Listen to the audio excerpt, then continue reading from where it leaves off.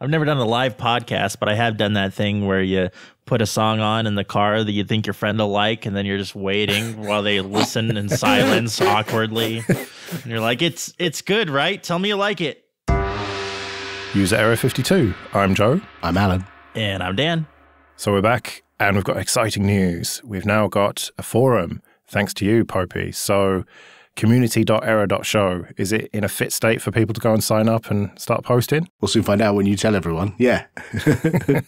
It's I used a Droplet on DigitalOcean and used their automatic wizardy thing to set up discourse. And we thought it'd be a great way for people to engage with us and let us have some feedback and also give us questions for Askerror. Yeah, so you're communitizing the community. Good plan. Totes. So yeah, community.error.show. Go there and sign up and stuff. Have your say. And of course, you can just tweet us, #Askerror, or you can go in the Telegram group as well. So let's start with a quick #Askerror. Does the pronunciation of words like Ubuntu, Ubuntu matter in the slightest? It's not Ubuntu. Ubuntu, yeah. Ubuntu. What do we think then? Does it really matter, these words that you usually only read?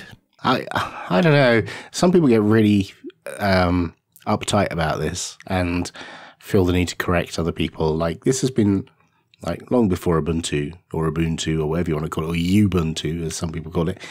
Long before Ubuntu, people used to get really narked about people calling it Linux instead of Linux. And like, the whole point of language is to convey messages and convey understanding. And if I said to you Linux, you know exactly what I'm talking about. You've understood the word that I have said. It doesn't need explaining to me that it is Linux, or Linus says it like this, or this advert, they have it like this, or there's a pronunciation guide on Wikipedia. I don't care. The fact is that you were talking about Linux or Linux, and I understood that message. So the language worked. There was no ambiguity there. I knew what you were talking about. If you said in a really bizarre way that I couldn't understand the word, then sure, I might say, do you mean Linux, or do you mean GNU/Linux? Then I can understand that. But if you're trying to convey a message and the message gets across, then you don't need to go around correcting people. We've definitely got this like historical kind of being bad at naming things that are easy to say thing about like the entire open source world, though, right? Like, you wouldn't want to name your company something with a lot of syllables like elementary. I don't know. It just wouldn't come out of your mouth easy. Yeah, or you wouldn't want to name your desktop after the concept of everything being God. Yeah. All right. Well, quick question from me that's just spontaneously popped into my mind. What do you call that file that is in /etc that you use to auto-mount file systems? I always call it fstab. Because it is the file system table. Yes. Dan? Oh, yeah. See, I never knew what that was. So I just read it fstab. Yeah, I did as well, until I worked out why it was called fstab. But then what do you call that file system that is, I can't believe it's not margarine, the other one? What do you call that one? I don't know. I go back and forth between Btrfs, Btreefs, Btrfs. I don't know. I heard that it's supposed to be Btreefs for some reason, but yeah, I just call it Btrfs. Yeah, I don't care. So, the thing that I get most annoyed about is the people who correct you for saying something in inverted commas wrong are the same people who will say other things wrong and will be fine with that. Like, people will tell me that I say Ubuntu wrong, but they will say that Finnish manufacturer of mobile phones from the past wrong. Nokia. Yes. Or they will say the name of that sports brand of shoe wear where they have a swoosh. They will say that wrong in inverted commas. Well, it is technically Nike, and anyone who says anything else is wrong. Well, there you go. You've just proved the point that, like, you can say things wrong, but correct other people. It's mass hypocrisy, and I hate it. However, I will laugh at people who say stuff wrong that is funny. You know what I do that I know is internally inconsistent and I'm wrong for doing it, but I just do it that way anyway, is with like library names where it's libfoo, but it's foolib. I don't know why I do that. What? Yeah. That's weird. I don't know why I do it. I can't stop doing it. I just... Freak. Because it's a library, right? So it's foo library, food lib, but it's libfoo, obviously. You wouldn't call it libfoo. No, that would be deranged. I think you're a bit of a wrong end. Yeah. Right, let's get serious again. So in recent months, we've seen a cracking down of right-wing nutters on various internet services. The likes of Alex Jones have been kicked off Twitter and stuff, and relatively recently Gab was effectively shut down. It's risen from the ashes again now. That's the kind of Nazi Twitter, I suppose it's fair to call it.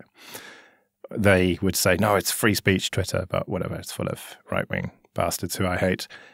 So the question is it right for tech companies to silence these right-wing nutters? Who says they're nutters? Whose measure do you use to say that they're nutters? And do they also silence left-wing nutters as well? There's no such thing as left-wing nutters. Some would say Jeremy Corbyn is a left-wing nutter. No, he's the Messiah. No, they clearly are left-wing nutters. I mean, like, a lot of the Antifa people, if they can even be called left-wing. I think it's pronounced Antifa. Oh, God. I think the line has to be like, are they inciting violence? Right? Is this like, there's a difference between, you're just saying stuff and like your speech is actually like either declaring intent to do harm or inciting others to do harm. Right. Right. And some people are particularly clever. So labeling them nutters is tricky because they're particularly clever at dancing very close to that line, but not crossing it. Or if they do cross it, immediately deleting the tweet and rewording it, or, claiming it was misinterpreted or that's not what was being said. It's, if you're clever with language, you can make it seem like you might be inciting, but you're actually not, and other people misinterpret it and they will reshare your message, and the people who read your messages might interpret it that way and reshare it and perceive that as being the case, but that may not look like that was your intention. So that's why I have a problem with labeling them nutters, because a lot of them are very clever people. You don't get where you are with the money that Alex Jones has by being a nutter. Now, that said, I do think he's a class A nutter, but not because he's right wing. I think he's putting on an act for some of it, and some of it is just like inherent nuttiness. But I think you have to be careful when you're talking about getting rid of people off a platform and stopping people having a platform, that you do it for the right reasons and not just because you're dismissing them as nutty. But what about the argument that the likes of Twitter and Facebook are private companies who can do what they like? Well, I suppose Facebook is not private anymore, is it? But they are companies anyway who can do whatever they want. It's not like the government is censoring you. It's a free service and they have a terms of service. And if you don't abide by them, then they can just tell you to fuck off. And isn't that how it should be? I mean, our new forum, if people start dropping M-bombs on there, they're getting banned. Simple as that. I partially agree with you in that, yes, these are play spaces. These are sand pits that you are invited to join in. And if you shit in the sand pit, you can be thrown out, right? But equally, you said these are companies, they can do what they like. That's not the case. They can do what they like within the law and within what their shareholders think is appropriate and what their customers think are appropriate. And they have to balance the needs of all of those things, their customers, their shareholders, and the market. And so they have to be careful. Now, sometimes they do that right and sometimes they do it wrong. Some would argue that Twitter have done it wrong by not banning these people fast enough. And it's very difficult because you ban someone who's on the far fringes at one end. You've got to treat people at the other end the same, even if you agree with them. I think the hard part about expecting, like the market to kind of guide these companies is that these companies don't make their money from your users. They make their money from advertisers. And as long as they're still making the ad revenue, like who really cares what their users are happy or not happy with? Like the numbers aren't based on user happiness. So I think that it's a little hard to say that their business model will push them to do the things that are in users' interest when they don't make their money that way. So, maybe we do need some kind of more protections for speech, because these platforms are starting to become more like utilities where if you're not able to function on them, it can really impact your ability to gain employment. I don't think you have to be good on Twitter to get a job, though, do you? I think in some cases there are a lot of recruiters that look into your social media activity, and not having any social media presence for them is an unknown factor, and they can't gauge you in the same way they could gauge another candidate. Yeah, I have heard that you ought to have a kind of real name, real life one that's kind of quite vanilla and just, not any political stuff or whatever, not you going out getting shit-faced and stuff like that. Well, if you're in the job market. We talked about this before about, the judgment call we make based on someone's email address. We do the same thing with Twitter accounts, GitHub accounts, other online presences. Yeah, totally. But that doesn't mean we shouldn't get rid of those accounts for people who are objectionable. Because if someone was an objectionable person online and they got banned from a social media site, then I probably wouldn't want to hire them. Yeah. What about the hypocrisy, though, that they'll ban someone like Alex Jones, but then there's one particularly bad right-wing nutter on Twitter who's got quite a lot of followers and happens to be a bit orange, who they'll never ban because he's good for business. Right. That's how do you get them to enforce their own rules, right? Yeah. Yeah. And he has literally incited violence and stuff on Twitter. And again, that's the balancing act. You've got to service the needs of, the customers and the people who want to see the orange spew forth on Twitter from their leader, whereas other people don't want to see it. I mean, you have a choice. You don't have to use the platform, and you don't have to follow those people, and you can block and mute. And there are tools that mean you don't have to see that kind of stuff, but that doesn't make it any better that you still end up seeing it when it's in your face. It's very difficult, and I wouldn't really want to be in their position, because if I was, I would probably bring the ban hammer down far too hard. Despite everything I've said so far, I'd probably bring the ban hammer down too hard, and then people would leave. So it's tricky, but I think they're in an awkward position of trying to be popular whilst also getting rid of people who are popular.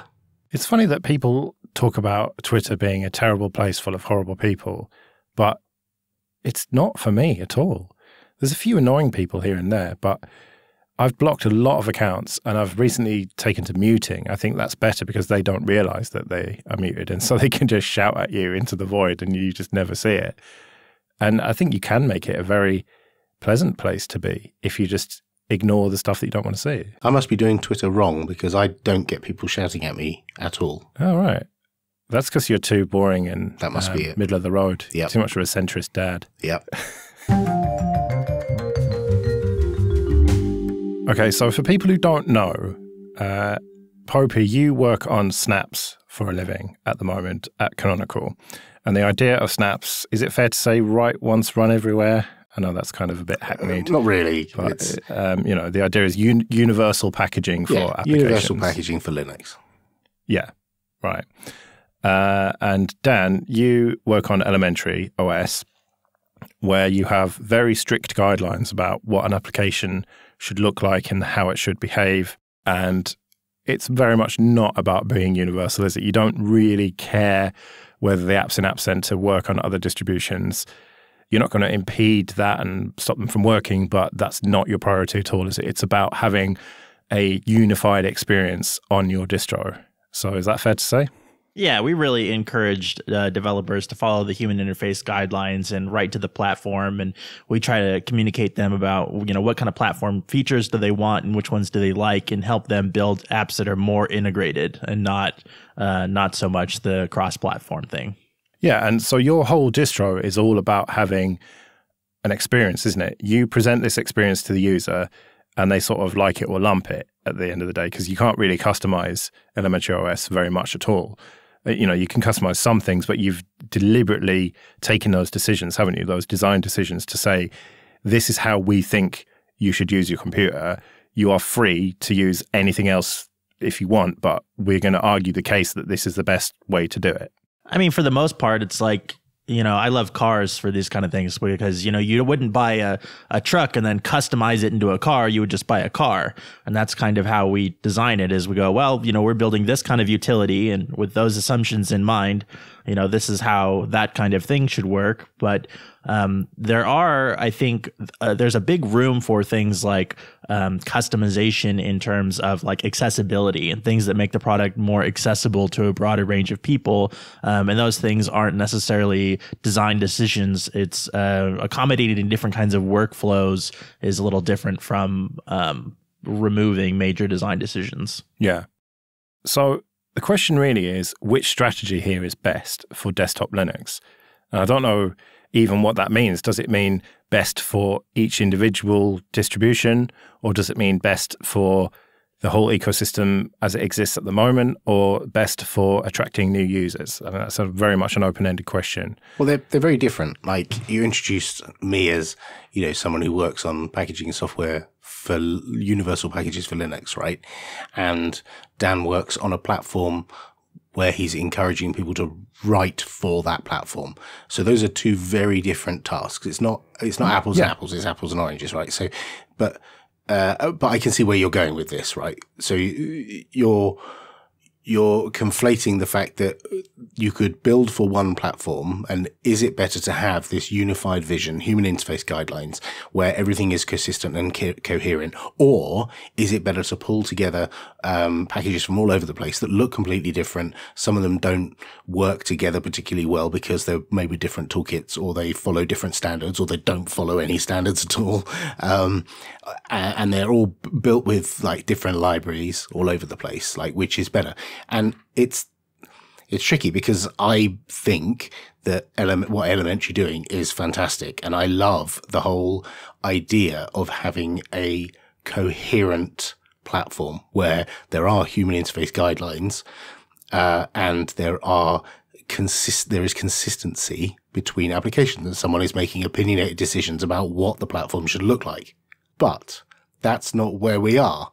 Where we are is people aren't writing apps for Elementary. Right now, there are 100+ apps in Elementary, but there are thousands of apps that are not in Elementary. And so we want people to be able to use those applications, and so we package them up and make them available. It's not up to us, me, my team, to tell people you should not be writing Electron apps, or you should not be writing command line server daemons. You should be writing GTK, Granite, these things. That's not my domain. My domain is to take something somebody else has made, package it up, make it available. Yeah, but you say that you kind of admire what Elementary are doing, and so do I. I mean, it's not for me. Sorry, Dan, but I like the old school Windows XP style with my Ubuntu installation. But you say that, Popey, but at the same time, are you telling me you're not even slightly annoyed that they don't ship Snapd by default and you have to install that separately? No, because that's their decision. It's their platform. There are plenty of other places that do ship Snapd, and it's not exactly hard, and it's well documented. Thank you to whoever documented how to install Snapd on Elementary. It's not hard to do it. It's not a problem. And we know people do it, so it's not like it's broken and it doesn't work. But part of the problem is, and I can see this from Dan's point of view, is if you do go off-piste, and I think they use the term sideload in Elementary, an application that isn't part of their guidelines, and then you take a screenshot and show that to Dan or Cassidy, they'll probably freak because it looks wrong. Because it doesn't, but it's not Dan's system. It's somebody. It's a consumer system, and they choose what to do with their computer. If I want to have my screen resolution at 1024 by 768 and have bright pink Hannah Montana color scheme, that's my choice. Right? It's the end user's computer.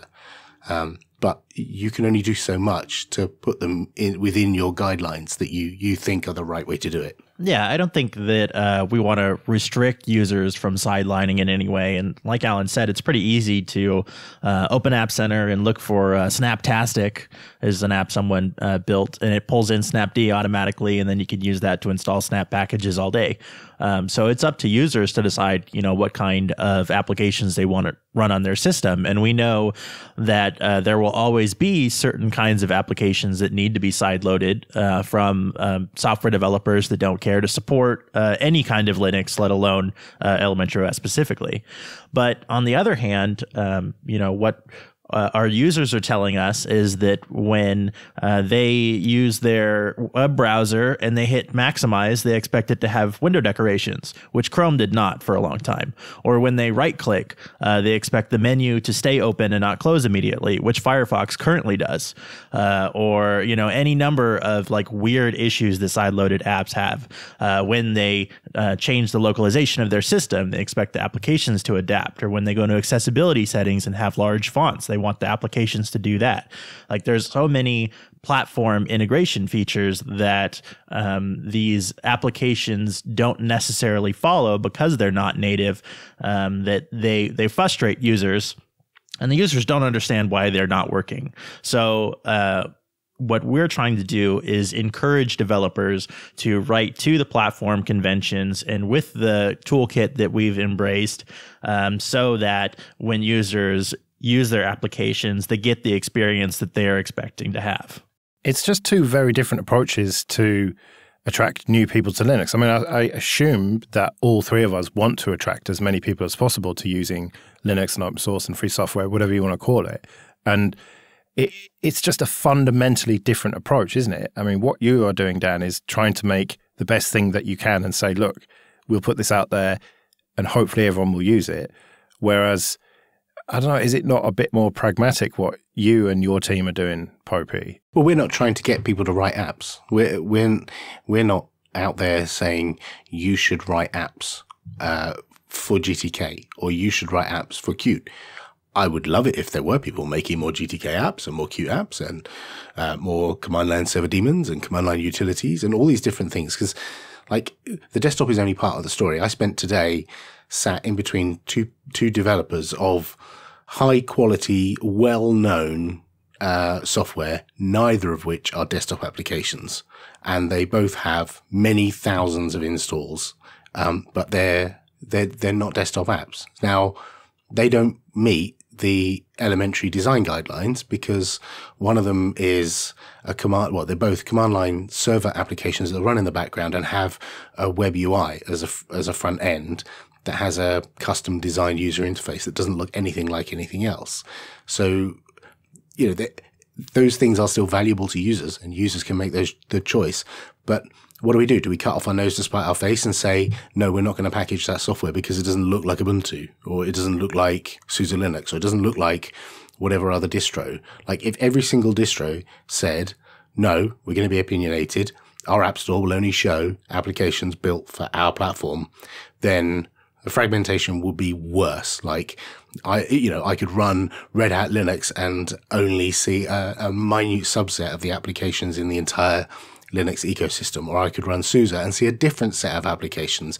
And that to some degree happens already. People say, oh, I want to run Steam, and they know that Ubuntu is a good place to get Steam. But there's some other application that actually is in the AUR and isn't packaged in Ubuntu or Fedora or somewhere else. There's already that fragmentation because people go to a platform for the applications. It's a hard problem to solve, and we're just trying to make it so that every application is available so people can make their choice and just pick whatever Linux they want and then install the applications on top. Every application, including proprietary ones like Spotify, for example. Sure. We don't judge. Yeah. Dan, I've spoken to you about this before, and everything in the App Center is open source, isn't it, at the moment? I mean, how would you feel if, supposing Spotify came to you and said that we want to design it, in Vala and with GTK and make it look properly integrated, but we don't want to release that source code? How would you feel about shipping proprietary stuff like that? I don't know. I mean, we'd have to really talk about it and think about it because right now, kind of the whole messaging around App Center is that everything in there is open source. And we've kind of like set up these expectations and made these promises to our users that when they open App Center and they grab an application from there, they can trust that the application is this and that and this and that. And if we start to bend that, then our messaging becomes, I think, a lot looser around like why does App Center matter, or what is it, why should people even write for our platform if it just does the same thing as all the other platforms? And we've had some years of being pragmatic in Ubuntu specifically. We've had some years of being pragmatic and not making it hard for people to install non-free software. And some other distros have actually gone out of their way to make it difficult for people to put non-free software on their systems. And now they're starting to change. Like some of those other distros where previously it was very difficult to get binary graphics drivers, or where it was difficult to get third-party applications which are non-free, they're softening their stance in the same way that we did this like 10 plus years ago, made it like pretty straightforward to put non-free software. I mean, it's not something to celebrate. It's not, we're the best way for you to get proprietary software on your Linux desktop. But the fact remains that's what people want. People want access to Slack and Spotify and Skype because they want to communicate with other people, listen to music, chat to their parents. And no matter how much you try and get them to use the free software alternatives, there are billions of people who aren't using those free software alternatives. And so we're pragmatic and say, okay, we'll make those things available for you, let you know that they're under a non-free license, but it's your choice. It's your computer. We can't tell you what to do with your computer. Yeah. And I think that our kind of strategy for that is that, App Center as a store and as a platform comes with a series of expectations and standards. But if you want to use those kind of applications, closed source applications, or applications that are designed, not with the system in mind, that like sideloading is the way to do that. And package formats like Snap and the Snap Store and Flatpak and FlatHub make it really easy for people to sideload those kind of applications these days. It's not like the old days where you are dependent on an application being available in your distro's repository. It's a lot easier to sideload in 2018. But then there's the issue of support, isn't there? On the one hand, if you are running a distro and people start sideloading, as you call it, snaps or flatpaks or app images or whatever, or even debs, and then they don't work properly and then they come to you, then that is a support headache that you didn't ask for. Well, we just tell them flat out that, we didn't distribute that, so we don't support it. Like, you need to go to the application author for support. Yeah. And then there's the other side. And I saw you have a bit of a Barney over the FlatHub situation where they were packaging your applications, which were then being run on other distributions, and people were looking for support from you, and you have no interest in that. Yeah, and I think that's a case of kind of a miscommunication of intent. If a developer puts their app up and they say, my app is cross-platform and I want to support it through this platform and I packaged it this way and distribute it this way, then, that's what their intent was. But if a developer specifically released their app on iOS and it was an open source app and somebody grabbed it and distributed it on Android, like, why would you expect the developer to support or care about that? Like, that wasn't their intent. They didn't do that, and they didn't want to do that. Yeah, but to be fair, the difference between iOS and Android is much more different than two different Linux distros, like Elementary and Ubuntu, which it's based on. You would kind of expect an Elementary application to work better on Ubuntu than you would on Windows. In some cases, the platforms are diverged enough that it is very different. Like, desktop environments are very different. XFCE is a very, very different desktop environment from Pantheon is a different environment from KDE. They all have different ways to integrate with the platform. And some applications just do not run outside of their platform because they're expecting to have system APIs that do not exist. Just because it has a Linux kernel underneath it doesn't mean that it's compatible. Yeah. And we used to get people coming to the Ubuntu IRC channel asking for support, and they start detailing some crazy wacky thing that's going on with their system. And when we start probing for a little more system details, they say, yeah, it's Ubuntu, because they know they'll get good support in that channel. And then when you probe a little bit further and you start looking at the libraries they've got installed, you realize actually they're running Linux Mint, or they're running Kali Linux, or some other, pen testing distro that's based on Ubuntu.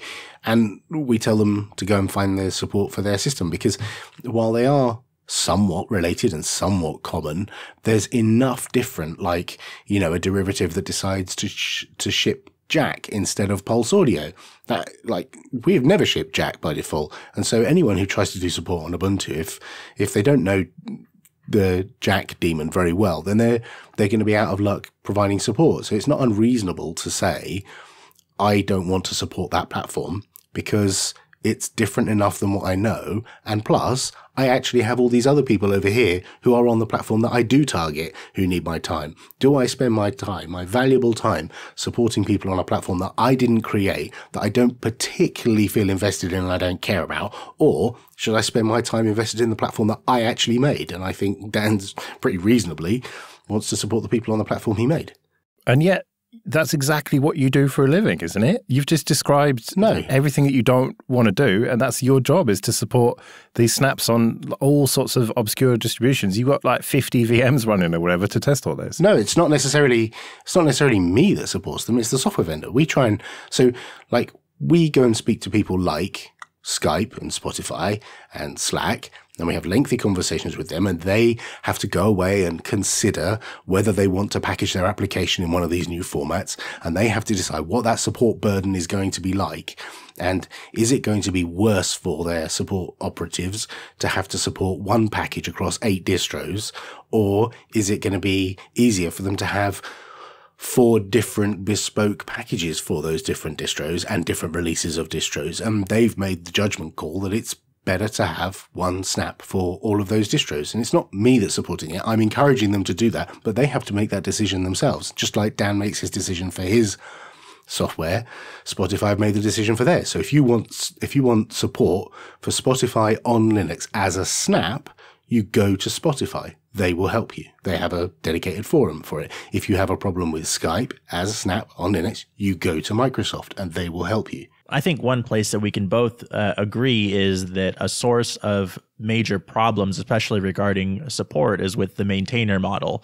And I think both of the models that we're pursuing takes away that software maintainer idea of taking other people's software and distributing it on their behalf, because that's the thing that gets users in trouble. Right, that gets you the X-screensaver problem that Jamie Zawinski has, where Debian redistribute his software and it's broken and it's old and he doesn't want to have to support it, but because his email address is in there, people contact him. And, you know, you don't want to be that software developer who's got a limited amount of their spare time. You know, they're working all day and they've got family and they've got to, you know, do all their usual chores, and then they've got a couple of hours maybe in the evening to work through some support tickets. Do they support the people who've gone directly to him, who've downloaded the tubble from him, or does he support these people who are running eons old versions of his software that he's already fixed?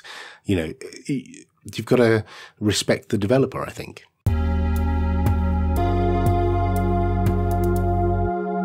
Right, another hashtag Askerror. How can you be remembered in 1,000 years without being evil? So if you're a, you know, Genghis Khan or a Hitler or whatever, I would imagine Hitler will be remembered in 1,000 years, but how can you be remembered for not being evil? Kind of seems like be a philosopher or a mathematician, right? Well, maybe. I mean, is Stephen Hawking going to be remembered in 1,000 years? I don't know. I just meant in terms of what we remember now of good people from long ago. I suppose, yeah, like Greek philosophers and stuff, yeah. Authors, filmmakers, that's the media of now, isn't it? Will people still be watching films in 1,000 years? And will Uncle Buck stand out as one of the best films of the 20th century? I think so. I think you mean Con Air. Or that might have been 21st century. What about inventors? Do you think that we'll still remember, you know, the inventors that kind of were big during the Industrial Revolution and all this?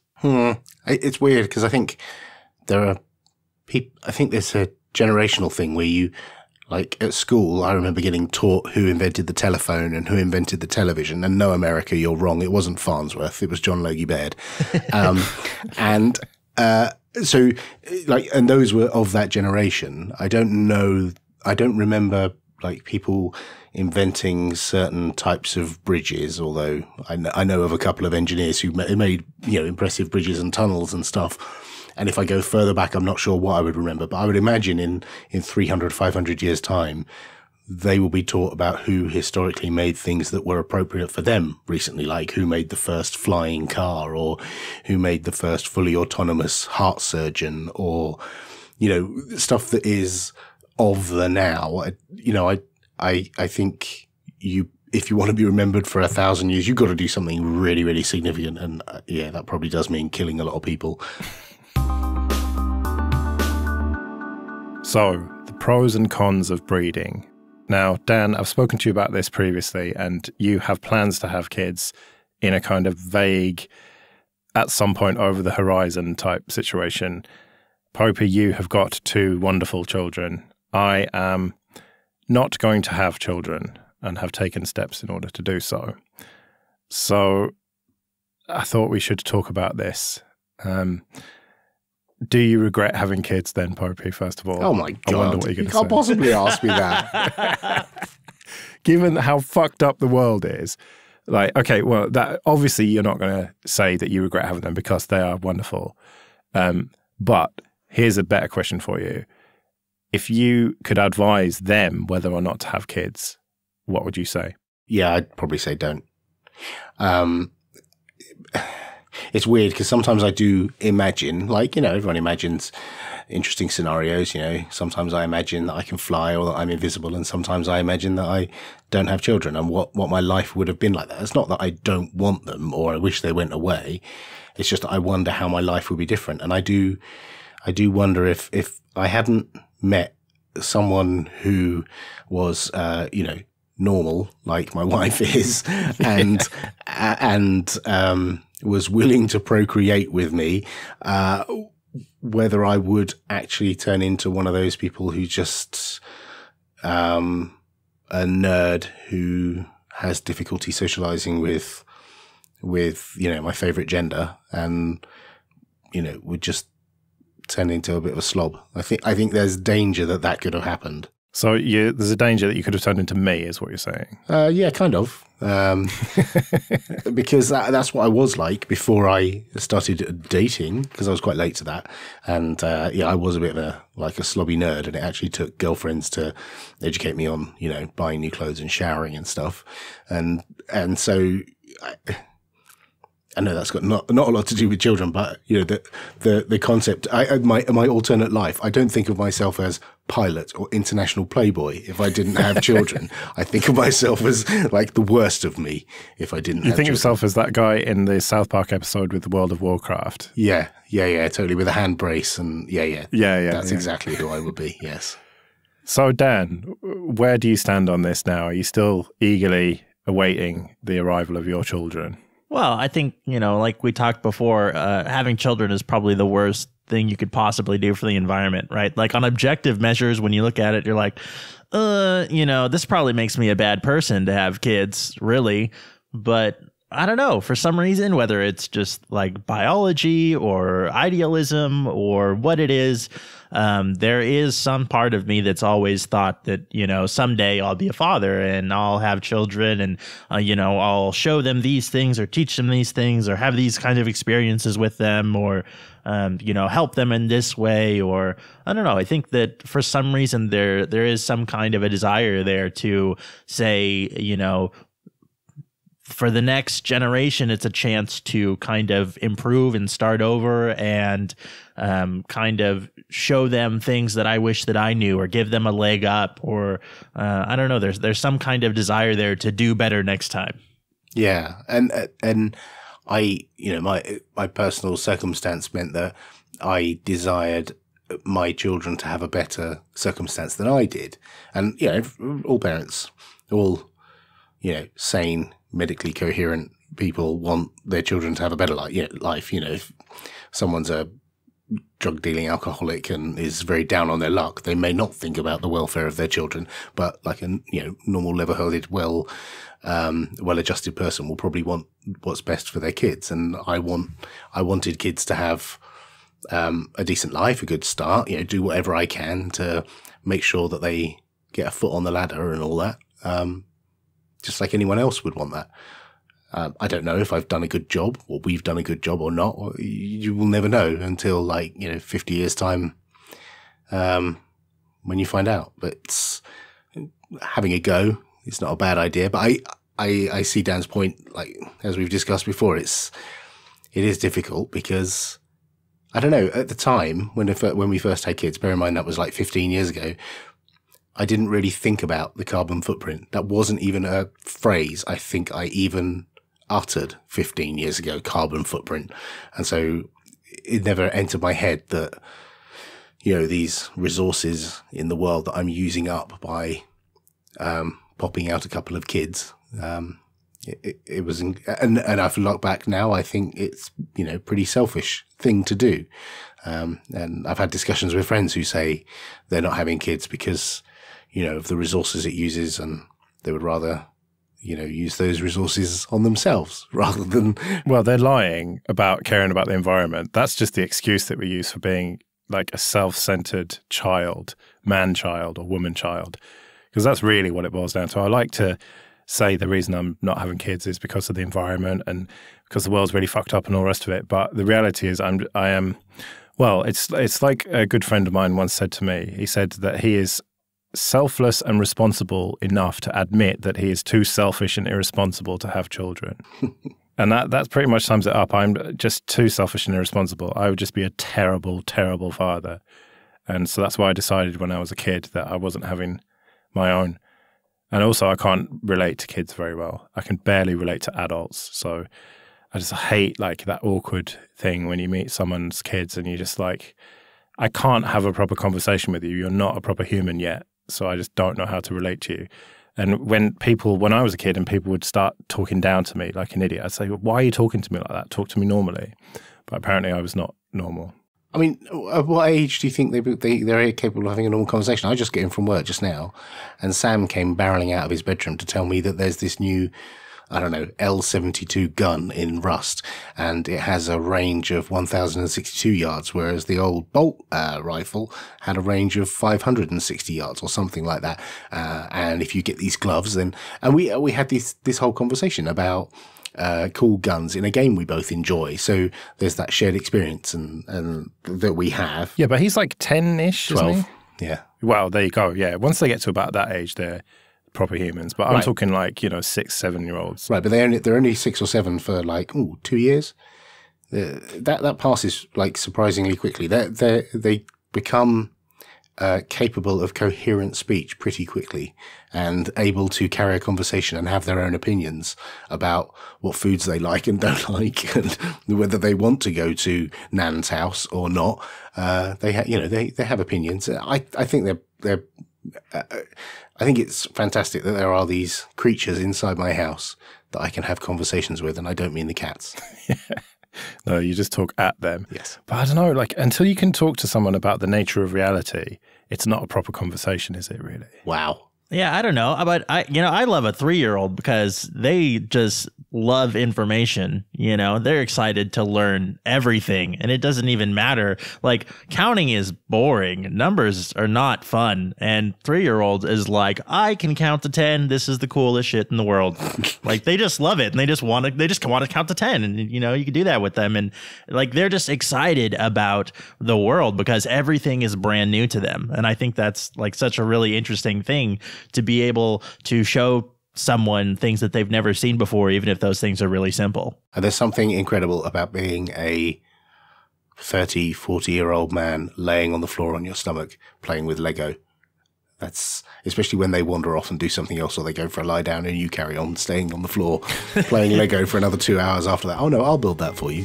That's magical. I think you mean Legos. Nice.